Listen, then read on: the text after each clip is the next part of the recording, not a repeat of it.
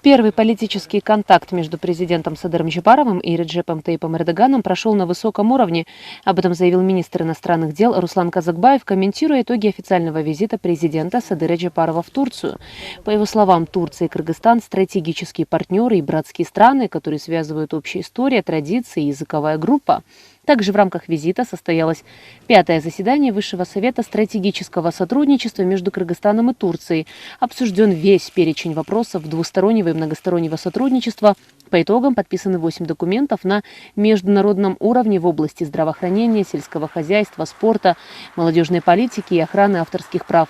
В экономическом направлении представители двух стран пришли к взаимному пониманию, что в будущем очень важно открыть Кыргызско-турецкий фонд развития для поддержания кыргызских бизнесменов и турецких инвесторов. Стороны, как отметил министр иностранных дел, также пришли к пониманию, что необходимо довести товарооборот между странами до $1 миллиарда. Турецкая сторона, кроме этого, изъявила желание оказать на грантовой основе военно-техническую помощь Министерству обороны Кыргызстана. Также проведен бизнес-форум, по итогам которого подписан ряд меморандумов.